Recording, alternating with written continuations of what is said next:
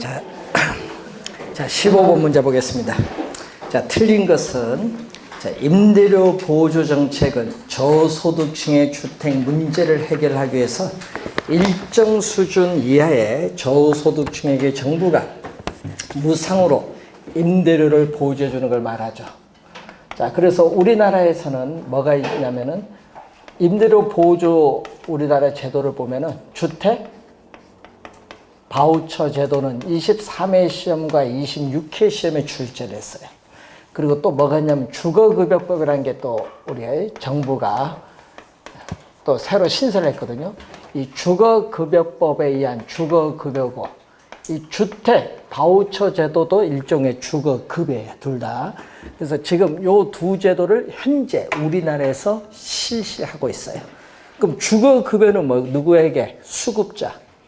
예? 수급자에게 주거 안정에 필요한 임차료라든지 수선 유지비, 그 밖에 수급품 등을 지급하는 것을 우리 뭐라고 한다? 주거급여. 이건 작년에 출제했어요. 또 주거급여법상 주거급여의 개념은 작년에. 이거는 23회, 26회 시험에. 자, 우리나라에서 시행하는 제도니까 한번 확인해 보시고. 자, 2번. 시장 임대료보다 규제 임대료가 낮게 설정되면은 임대주택 서비스의 질은 저하되죠. 왜냐 하면은 누가 손해를 보니까 임대인은 손해를 보잖아요. 자, 수요와 공급이 주어졌는데 시장에서의 이 균형 임대료가 너무 높다. 그래서 저소득 임차인의 임대료 부담을 낮춰줄 목적으로 뭐 한다? 이렇게 규제를 하죠. 이 규제 임대료가 임대료의 뭐다? 상한선이죠. 자, 그러면은 이 임대는 손해를 이 크기만큼 보니까 임대주택 유지 비용을 지출하지 않아요. 그래서 질적 수준은 뭐 한다? 저하가 되고, 또 기존 임차인들은 어떻게 돼요? 공급은 장기적으로 이만큼, 수요는 이만큼 하죠. 그래서 수요량은 장기적으로 증가하고 임대인은 손해를 보니까 공급을 줄이면서 뭐가 발생하냐면 이만큼의 우리 초과 수요가 발생하면서 암시장이 형성이 됩니다. 그러다 보니까 이 초과 수요자들의 경쟁에 의해서 이 공급량 수준에서 수요 곡선과 만나는 점까지 기꺼이 우린 지불할 용의가 있죠. 암시장에서 형성되는 가장 높은 임대료예요. 그러다 보니까 시장 균형 임대료보다 더 높으니까 기존 임차인들은 다른 지역으로 이사를 못 가요. 기존 임차인들의 이주 기피 현상이 나타나면서 주거 이동이 저하가 되는 문제점이 나타나요. 여기 2번 설명. 3번. 장기적으로 이렇게 사회 전체 임대주택 공급량은 줄어들죠. 줄어들고 또 뭐를 나타난다? 수요량은 이만큼 늘어나기 때문에 이 초과 수요에서 암시장이 형성돼서 암시장에서 임대료, 규제 임대료, 장기적으로는 임대료에 대한 이중 가격이 우리는 형성이 돼. 이중 가격을 발생시킨다는 거죠. 이게 3번 설명. 4번. 저소득층에게 임대료를 보조할 경우에 주택 소비량은 당연히 이전보다 보조금 받기 전보다 증가하고요. 또 다른 지역의 소비량도 뭔가 증가합니다. 항상 감소하니까 틀린 지문이 되겠죠. 4번 정답. 5번 정부의 공공임대주택 공급.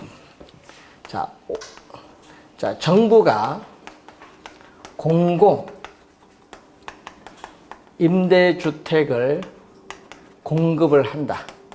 이때 공공주택에서의 임대료를 우리는 사적 시장에서의 민간 임대주택의 시장 임대료보다 훨씬 싸게 공급하죠.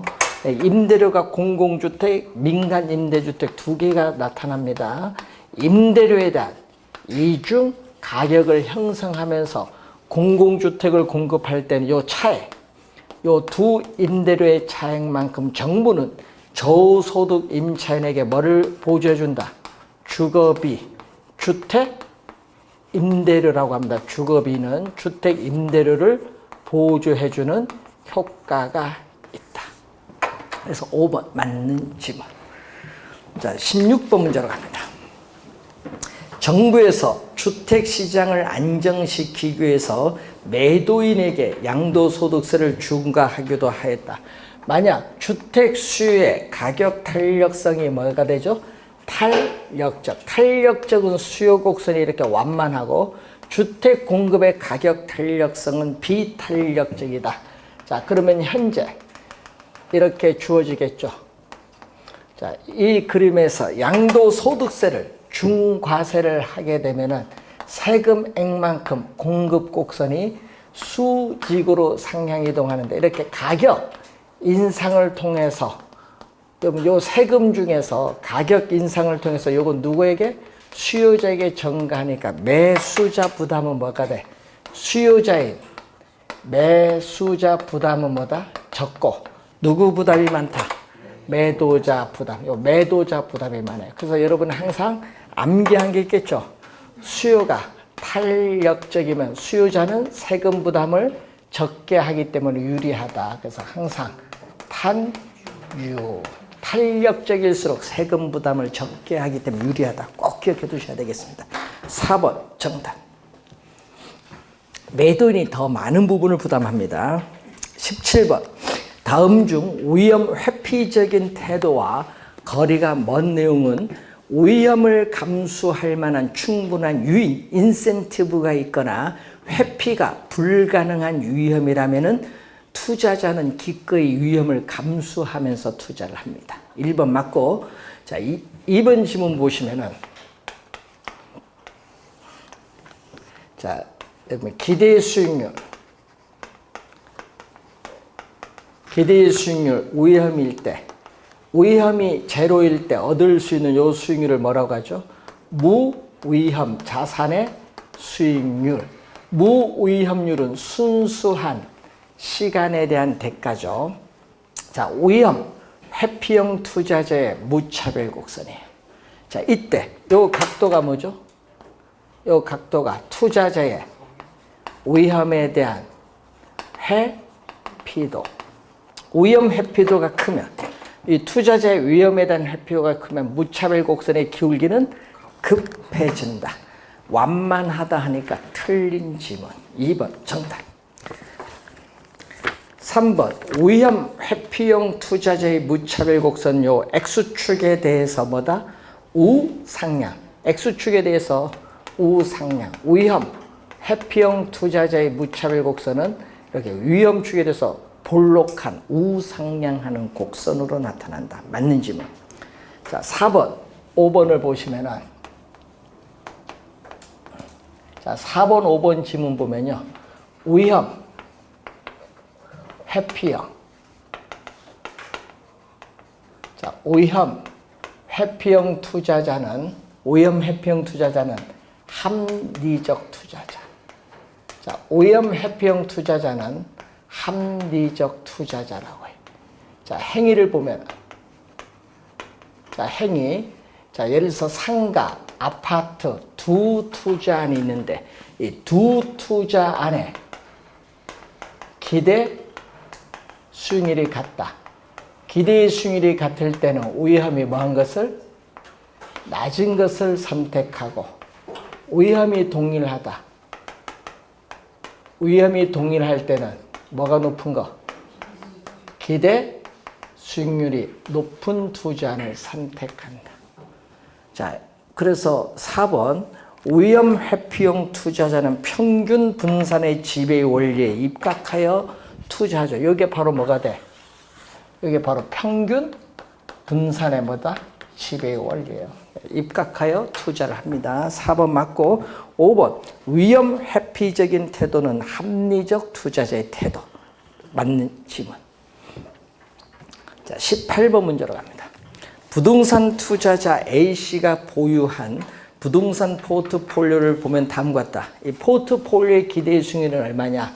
자, 우선은 포트폴리오. 자, 이 포트폴리오 기대 수익률은 포트폴리오를 구성하는 개별 자산의 기대 수익률. A는 몇 프로? 10%. A는 10%, B는 12%가 되고 C는 14%가 돼요. 이렇게 포트폴리오를 구성하는 개별 자산의 기대 수익률의 가중치를 곱한데 가중치인 상대적 투자 비중이 A는 전체 100%에서 몇 프로를 투자한다? 20%를 투자하고 B는 전체 100%에서 30%를 투자하고 C는 전체 100%에서 50%를 투자한다 이 말입니다. 이때 이것이 상대적 투자 비중. 자, 이 가중치가 바로 상대적 투자 비중을 나타낸다. 이 상대적 투자 비중, 이 가중치를 곱해서 구하는데, 자, 여기 0.2입니다. 0.2에 10% 곱해주니 2%. 자, 0.3에 12% 곱해주면 3.6%.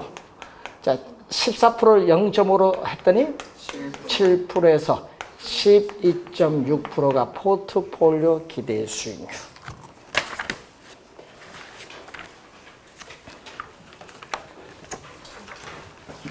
자, 19번 문제로 갑니다.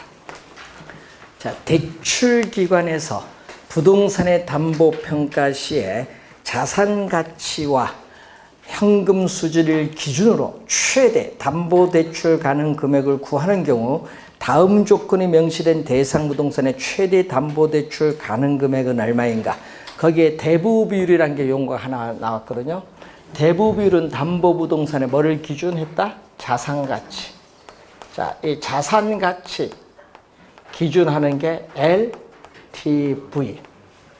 자, 담보 부동산의 자산 가치를 봤더니 20억 원. 자, 여기 20억 원이죠. 20억 원에서 대출금이 차지하는 비율을 봤더니 얼마냐? 우리가 40%, 0.4다. 0.4니까 얼마? 대출금은 20억에 40%니까 8억 원.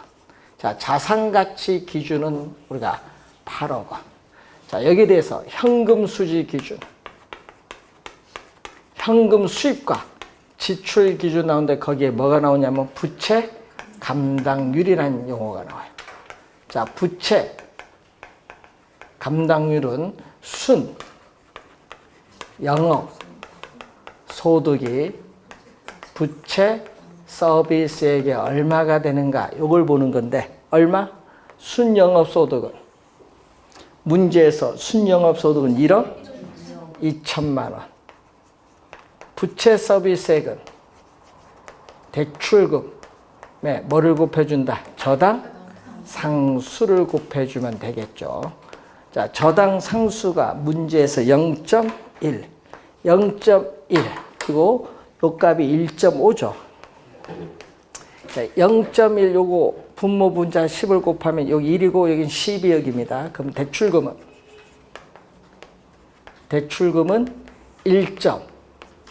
1.5분의 얼마? 12억 원. 자, 분모 분자에 10을 곱해주면 15분의 자, 120억 원을 10원으로 나눠주니까 얼마? 8억 원.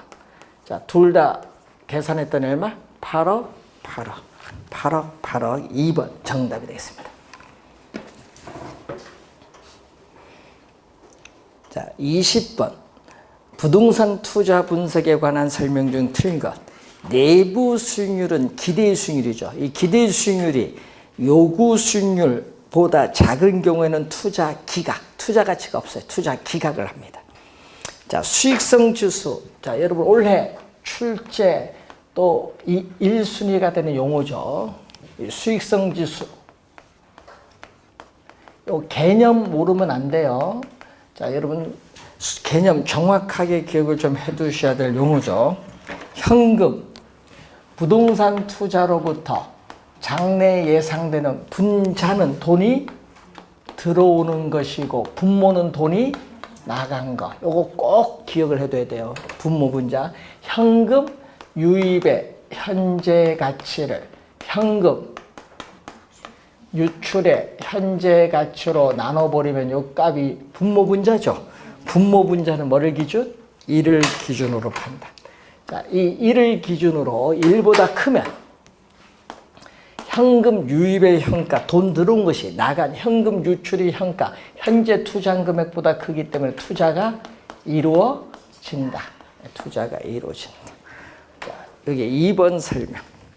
3번 총소득 승수법은 화폐 시간 가치를 고려한 방법 하니까 틀렸네요. 자, 어림세법에 있어서 자, 어림세법의 승수법에 보면은 총소득 승수죠. 총소득 승수인데 앞에 요거는 뭐다? 승수 앞에는 수익이니까 분모로 가고 뭐를 대상? 총투자한 금액. 그래서 이 총투자한 금액을 총소득을 가지고 회수하는 데 소요되는 기간을 말하는데 자, 요 수식에서 총투자한 금액이 바로 뭐죠? 총투자한 금액이 부동산 가격이죠. 그 부동산 가격은 총 소득 승수에 뭐를 곱해주면 총 소득을 곱해주면 구할 수 있는데 이게 바로 뭐가 돼? 이렇게 구하는 방법을 총소득 승수법이라고 해요. 총소득 승수법인데 이것은 어림세법의 승수법인데 어림세법은 미래에 예상되는 현금 수입과 현금 지출을 현재의 가치로 할인하지 않죠. 그래서 화폐 시간 가치를 고려하지 않는 방법이다. 3번 정답. 4번 대부 비율이 높아질수록 부채 비율도 높아지죠. LTV는 부동산 가격에 대해서 대출금이 차지하는 비율이고 부채 비율은 뭐다? 지분에 대한 뭐의 비율? 부채의 비율이죠. 자, 대출금이 자, 부동산 가격이 10억이다. 자, 현재 시장에서의 부동산 가격이 10억인데 2억을 대출받으면 대부 비율은 얼마? 대부분 10억에 2억이니까 20%. 그럼 부채 비율은 얼마? 부채 2억을 융자 받았으니까 2억을 융자 받으면 내가 투자한 금액은 얼마? 8억. 4분의 1이니까 25%. 그런데 막 8억을 융자 받으면 자, 10억에 8억이면 80%. 8억을 융자 받으면 10억에서 8억을 뺀 내가 투자한 금액이 2억이죠? 400%가 돼요. 자, 그래서 우리는 대부 비율이 60% 증가를 했지만 부채 비율은 375%가 증가해요. 그래서 대부 비율이 높아질수록 부채 비율은 더 급격히 증가합니다. 이게 4번 설명. 5번 부채 감당률이 1보다 작다. 요 값이 1보다 작다는 것은 뭐죠? 순 영업소득이 부채 서비스에 감당하기에도 부족하다는 의미. 그러니까 채무 불이행에 따른 위험이 점점 높아지니까 금융기관이 융자를 할 수가 없다. 자, 21번 문제로 갑니다. 자, 홍길동은 주택 마련을 위해서 대출을 받을 경우 현재 월소득 200만 원 중 70만 원을 월부금으로 상환할 수 있다. 자, 월부금은 뭐예요? 여러분, 월부금은요, 매월 갚아나가는 원리금 상환액. 월부금은 매월 갚아나가는 원리금 상환액으로서 얼마를 갚겠다? 70만 원. 70만 원인데 이것은 대출금에 뭐를 곱해주는 거야? 저당 상수를 곱해주죠. 저당 상수. 자, 그런데 문제는 뭐를 구한다? 홍길동이 대출받을 수 있는 최고 한도에 얼마다? 대출금, 요거 구하는 거잖아요. 대출금은 70만 원에다가 양변에 뭘로 나눠줬어요? 양변에 저당 상수로 나눠줬지. 근데 문제는 요 수식이 없네요. 저당 상수로 나눠주는데 요 수식이 없어요. 그러면 뭐가 들어와야 한다? 저당 상수와 역수 관계가 들어와야죠. 역수 관계가 바로 뭐다? 연금의 현가계수. 연금의 현가계수가 들어와야죠.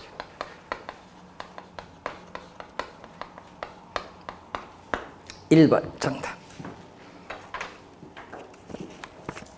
자, 22번 문제로 갑니다. 자, 주택담보대출에 관한 설명 중 틀린 것. CD 영동주택담보대출의 차입자, 변동금리 대출이죠. 차입자는 한국주택금융공사 모기지론, 고정금리 차입자에 비해서 금리 변동이 따른 위험이 높죠. 왜냐? 금융기관은 인플레이션이 발생하면 금리 인상을 통해서 금리 변동 위험을 차입자에게 전가하기 때문에 그렇습니다. 높은 편, 이게 포인트인데 맞는 질문.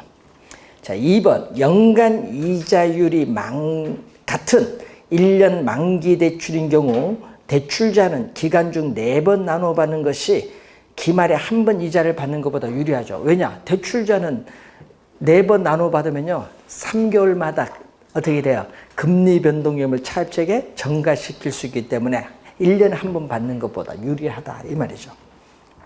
변동금리의 조정 주기가 짧을수록 금융기관은 차입자에게 신속하게 전가시킬 수 있어요. 그러니까 차입자는 뭐다? 불리하고 반대로 금융기관은 유리해. 차입자는 불리하고 금융기관은 유리하다.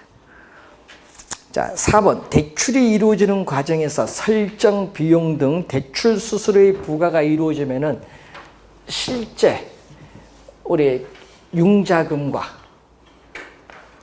실제 융자금, 여러분 계약상의 융자액은요 1억을 약정했어요. 여러분 계약상의 융자 받은 금액은 1억을 약정했는데 수수료 100만 원 떼줬어. 그럼 9,900만 원 통장에 들어왔어요. 그러면 갚을 때는 9,900만 원 갚아야 돼요? 1억 갚아야 돼요? 1억 갚아야 돼요. 그러다 보니까 실제 이자율이 계약서에 사인한 계약상에 약정한 이자율보다 이게 더 높아요. 그러니까 차이가 있다 없다? 차이가 있죠. 자, 5번 모든 대출 조건이 같고 단지 금리 변동 여부의 조건만 다른 경우에 CD 영동주택담보대출 금리, 변동금리 대출의 대출금리는 고정금리 대출금리보다 항상 높은 편 밑줄, 여기 틀렸죠? 일반적으로 낮은 편. 5번 정답. 5번도 시험에 많이 나오는 지문이죠. 3번, 5번 많이 나옵니다. 지문에. 23번 MBS 종류에 관한 설명 중 틀린 것. 자, 주택저당증권 매수자를 다른 말로 투자자. 주택저당증권 매수자는 투자자인데 투자자가 발행자의 만기전 변제, 만기전 변제는 조기상환, 조기상환에 대해서 방하는 것, 조기상환 못하도록 하는 것을 콜방이라고 해. 일정 기간, 만기가 아닌 일정 기간만 허용하는 건 부분 콜방어. 1번 맞는 지문이고요. 이체증권은 매월 단위로 원금 이자를 지불받는데 저당집합을 뭐죠? 이거 모기지풀을 다른 말로 저당풀, 저당집합 또는 모기지풀 또는 주택저당채권 집합물 다 같은 의미인데 요것에 있는 저당이 전부 원금이 상환이 다 되면 이제 뭐 한다? 조기에 끝날 수 있습니다. 돈 다 갚았는데. 자, 다 계층 저당 채권은 뭐의 성질? 두 가지 성질. 자, 3번, 4번을 보면은 MPTB, 저당대출, 본드거든요. 자동이체 채권, 저당대출 자동이체 채권인데 이것을 확대해서 나타난 게 뭐다? CMO인데 CMO는 뭐다? 우선 채권이니까 뭐를? 채권이니까 주택저당채권 집합물을 담보로 발행기간의 시험을 가지고 채권을 발행하는 MBB 성격도 가지고 있고 또 매월 차입자가 원리금을 상환하면 바로 즉시 투자자에게 이체를 시켜주는 이체증권 성격을 가졌죠. 지분형과 채권형 두 가지가 혼합을 한 거야. 둘 다 똑같죠? 자, 그래서 3번 맞는 지문이고 4번 우리는 CMO인데 우리나라는 거의 대부분 뭐를 발행하죠? CMO를 발행하는데 이렇게 하나의 저당 집합이죠. 자, 하나의 저당 집합 모기지 풀인데 이것을 뭘로 이렇게 여러 개의 그룹으로 나누는데 이때 이 나누어진 그룹을 뭐라고 하냐면 트렌치인데 이 각 트렌치마다 뭐가 달라요? 만기와 이절이 다르지. 1년. 채권의 종속수기 이 만기가 다 달라. 이렇게. 그리고 만기가 길수록 위험도 높기 때문에 이자율도 높아요. 예? 그래서 4번에 보시면은 어떻게 돼요?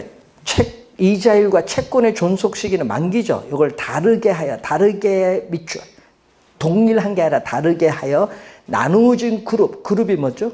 트렌치죠. 순서에 따라 원금 지불. 처음에는 어디? 1년 차에 원금 이자 갚고 나머지는 이자 갚거든요. 이게 끝나면 이게 이제 원금 이자 갚고 나머지는 이자 갚는 거야. 이런 식으로. 원금 지불이 영속적으로 이루어지도록 발행되는 채권을 CMO라고 해. CMO. 자, CMO의 개념이죠. 자, MBB는 이체증권보다 수명이 길죠. 짧은 게 아니라 길어요. 왜? 투자자는 뭐다? MBB 투자자는 콜방어를 하기 때문에. 그리고 MBB 투자자는 또 위험 부담이 없기 때문에 수익률은 가장 낮아요. 5번 정답. MBB의 투자자는 뭐를? 예? MBB의 투자자는 위험을 부담 안 하거든요. 누가 위험을 다 부담해? 예? 발행기관이 다 부담하거든요. 그래서 투자자는 위험 부담이 없기 때문에 수익률은 가장 낮고 또 뭐가 있다 여기는 콜 방어를 할 수 있기 때문에 MPTS보다는 수명이 길어요. 자, 올해 시험에 MBB와 CMO 두 개는 좀 공부하고 들어가셔야 됩니다. 올해. 자, 24번. 주택담보대출 시에 저당 상환 방식으로 원리금 균등 분할 상환 방식에서 차입자가 갚아나가는 원금. 자, 원리금 균등 분할 상환 방식인데 거기 보니까 원리금 지불액은 대출금에 뭐를 곱해준다? 저당 상수. 기억은 저당 상수고. 자, 역모기준론에서 자, 역모기준론. 주택연금제도거든요. 역모기준론에서 매월 지급받는 연금액. 여러분 매월 금융기관으로부터 지급받는 연금액은 바로 뭐가 돼? 이게 바로 우리가 연금액이라고 하는데 이것은 뭐예요? 이게 연금의 미래가치. 여러분 84세에 나는 역저당 설정 금액을 4억을 설정했다. 그럼 84세에 뭐를 만들기 위해서 4억 원을 만들기 위해서 정기적 금액에 가입을 했을 때 매기간 불입을 해야 될 금액 구해주는 개수를 뭐라고 하죠? 감채기금 개수. 예. 감채기금 개수를 적용합니다. 3번 정답.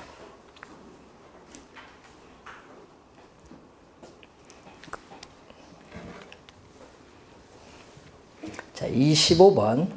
부동산 사업을 전개하기 위해 부동산 자금을 확보하는 방안에 대한 설명으로 옳은 것은 자, 프레젠테이션이 나오는데 자, 25번에 보시면은 1번과 4번 지문을 한번 보시면은 다수의 투자자예요. 이 다수 투자자에 있어서의 자금과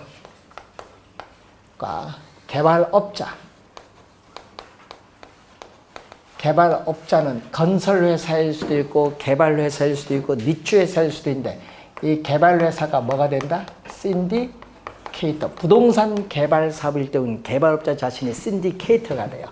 이 개발업자의 개발 사업에 대한 전문적인 노하우 요 두 가지를 했어요? 결합. 네? 결합.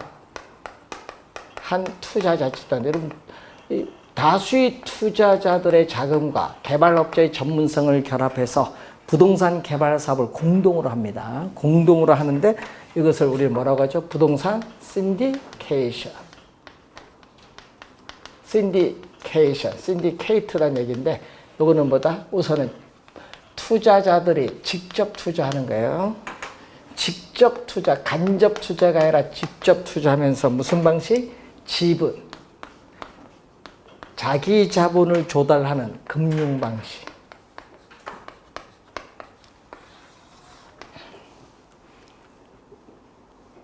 자, 투자자는 본인이 투자를 했어요. 그러니까 뭐다? 실적에 따라 뭐를 받는 거야? 배당을 받는 거지. 배당 수익입니다. 이자 수익이 아니라 뭐다? 배당 수익. 투자자는. 1번은 틀렸고 4번 보면요. 투자자는 투자 자금 한도 내에서 책임을 지는 무슨 사원? 유한 책임 사원.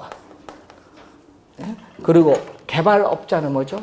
회사를 조직하고 경영하기 때문에 무한대로 책임을 져요. 무한 책임 사원으로서 관리, 회사를 조직 경영하면서 관리, 운영의 책임을 지는 우리가 무한 책임 사원이죠. 그래서 부동산 신디케이션의 대표적 형태는 요거 두 가지가 결합한 이걸 뭐죠? 파트너십, 합자 회사라고 해요. 합자 회사. 그래서 4번도 틀린 질문. 자, 2번 프로젝트 파이낸싱은 부동산 개발 사업을 진행하는 데 있어서 프로젝트 회사의 부동산을 담보, 여기 아니죠. 여러분 PF는 부동산 담보 대출 방식이 아니라고 늘 얘기했어요. PF는 항상 명심해야 될 부동산 담보 대출 방식이 아니다.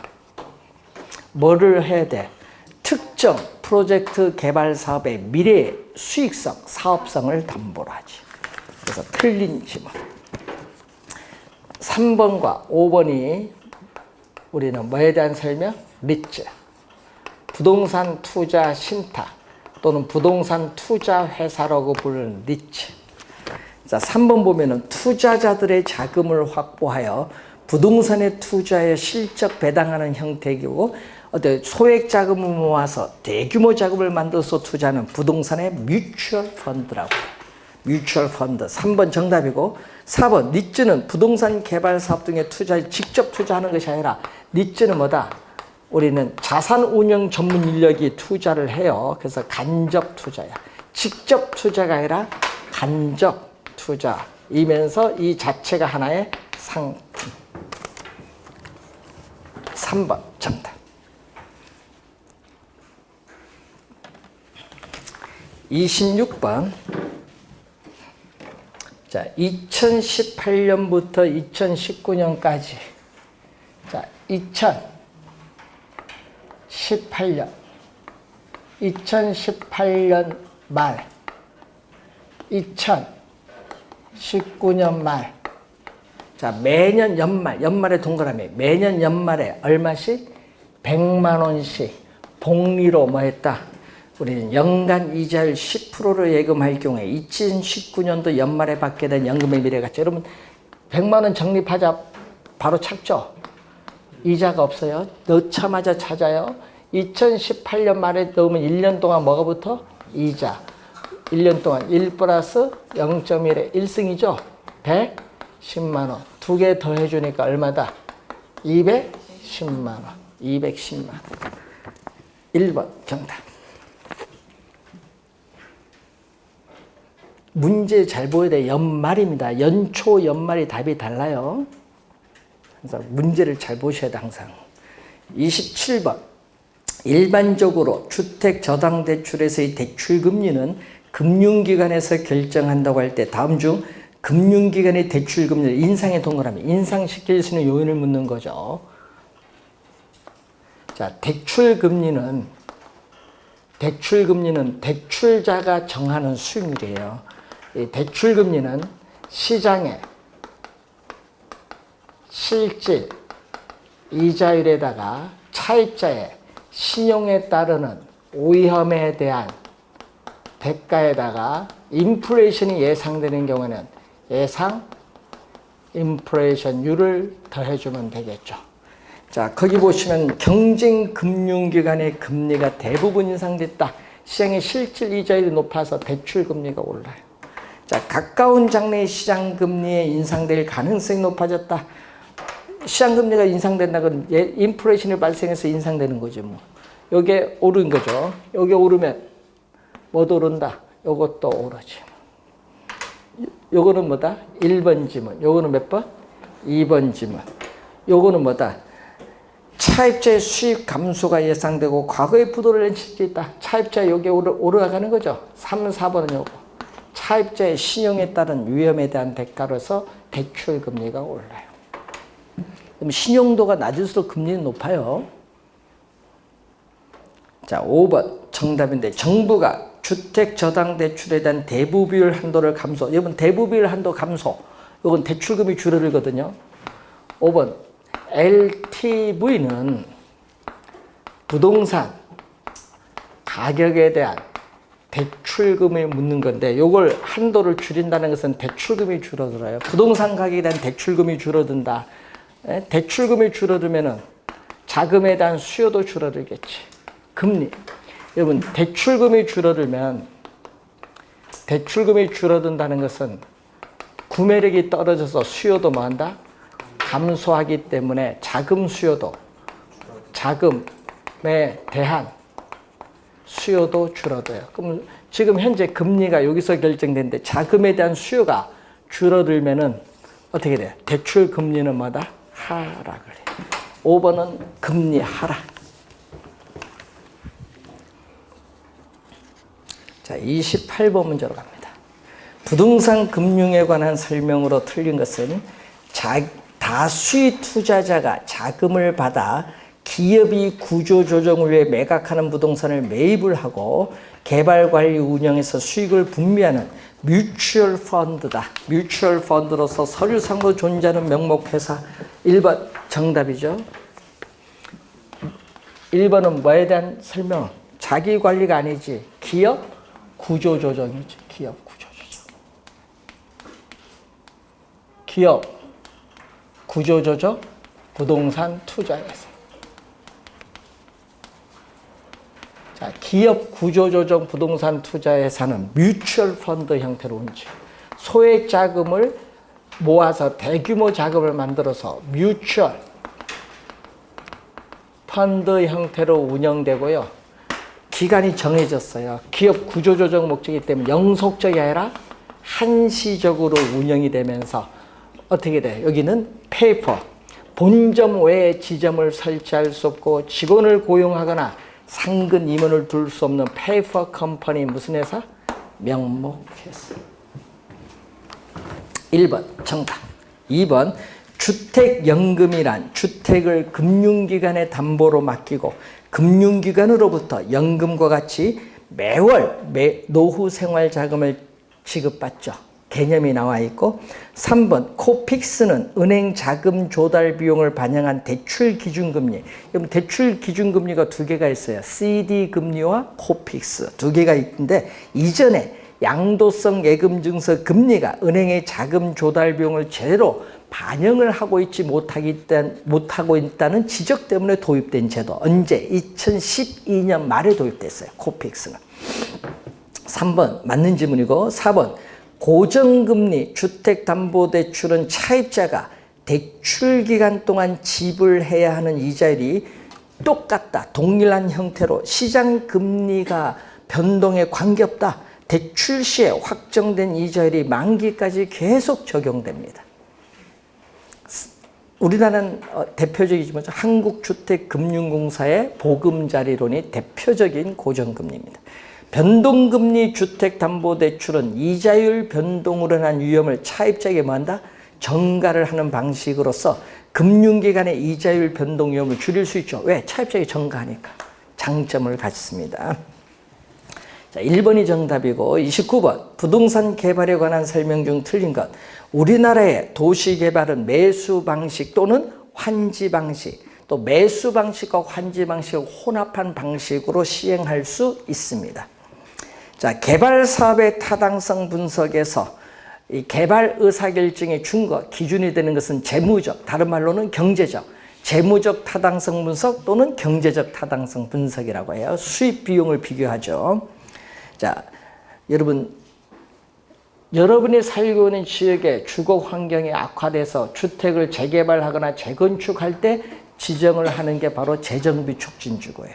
그러니까 3번 정답. 개발 단계 7단계 있어요. 처음에 구상 아이디어 단계 나온 다음 두 번째가 예비적 타당성 분석 단계인데 개발 사업으로 예상되는 수입과 비용을 계략, 좀 정밀하게 계산하는 것이 아니라 계략적으로 계산해서 수익성을 검토해 보는 단계입니다. 국가는 건축 행위로 인해서 유발되는 기반시설을 설치하거나 그에 필요한 용지를 확보하기 위해서 기반시설 부담금을 징수할 수 있다. 자, 30번 부동산 마케팅 전략에 관한 설명인데 우리는 거기 보면은 부동산 중개업소를 적극적으로 활용하는 것은 바로 뭐죠? 마케팅 믹스. P가 4가지죠. 4P 믹스 전략 중 뭐에 속하는 개념? 프레이스. 유통 경로 전략에 속하는 개념. 그리고 2번, 3번, 4번은 바로 뭐의 전략? STP 전략. 자, STP는 4P에 안 속하죠. 포지셔닝, 이것은 4P에 안 속한다. 자, 시장 세분화 전략, S죠. 수요자 집단을 인구, 예를 들면 연령, 경제학적, 예를 들면 소득, 이런 인구, 경제학적인 특성에 따라 세분을 하고 그 세분된 시장을 대상으로 상품의 판매 지향점을 분명히 하는 전략을 시장 세분화 전략. 즉 전체 수요자 집단을 소규모의 집단으로 나누는 걸 얘기합니다. 표적 시장 선정 전략은 세분화된 수요자 집단에서 시장의 경쟁 상황과 자신의 능력을 고려하여 가장 자신 있는 수요자 집단을 찾아내는 거죠. 그래서 표적 시장을 선정해서 신상품을 기획을 하는 단계를 말합니다. 자, 포지셔닝이 차별화 전략인데 동일한 표적 시장을 가지는 공급 경쟁자들이 많아요. 그래서 자기 회사의 경쟁 우위 능력이 뭐냐? 품질, 우리가 설계, 가격 뭐 이런 게 있겠죠? 우위 능력을 가지고 우리가 공급을 할 때 자기 회사의 상품을 고객의 마음 어디에 위치시킬 것인가 하는 전략을 말합니다. 차별화 전략. 자, 촉진 전략은 광고 등 매체를 통해서 수요자의 관심을 끌기 위한 전략이죠. 여러분, 촉진 전략은 4가지가 있죠. 뭐다? 프로모션. 4가지 전략에서 광고, 홍보, 인적 판매, 판매 촉진이 있습니다. 여러분이 요즘에 투자 설명회를 개최한다. 예? 또는 여러분이 모델하우스 방문 고객에게 경품을 제공한다. 라든지 이런 건 다 뭐가 돼? 촉진 전략에 속하는 겁니다. 정답은 1번이죠. 촉진 전략이 아니라 유통 경로 전략에 속합니다. 자, 31번부터 잠시 쉬고 시작하겠습니다.